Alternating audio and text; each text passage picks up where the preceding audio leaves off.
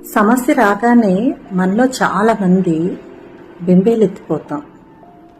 అమ్మో సమస్య అని అనుకుంటాం. ఒక సమస్య రావడానికి వేరియస్ రీజన్స్ ఉంటాయి.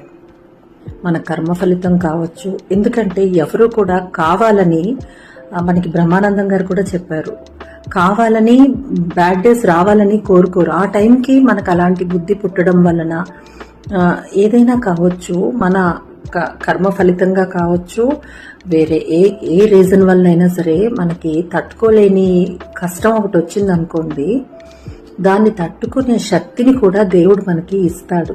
కానీ మనం అది ఐడెంటిఫై చెయ్యం. దేవుడు గమనిస్తాడు వీళ్ళు ఎలా తట్టుకుంటున్నారు దీన్ని అని. కొంచెం మనం తట్టుకోగలిగి దాన్ని ఓవర్కమ్ చేస్తే తర్వాత మనకు ఉండేవన్నీ కూడా మంచి రోజులుగానే భగవంతుడు మనకి ఇస్తాడండి.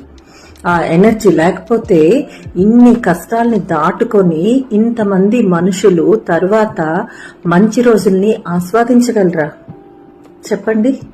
ఏ కష్టం వచ్చినా సరే స్ట్రాంగ్ గా ఉండాలి, ధైర్యంగా ఎదుర్కోవాలి ఆ కష్టాన్ని. అప్పుడే మనకు వచ్చేవన్నీ కూడా మంచి రోజులు వస్తాయి. ఎలా తట్టుకుంటామంటే మీ చేతుల్లోనే ఉంది. తట్టుకోగలిగేంత స్ట్రాంగ్ గా మీరు తయారవ్వాలి. ఎలాంటి టఫ్ సిచ్యుయేషన్ వచ్చినా సరే. అర్థమవుతుంది కదా?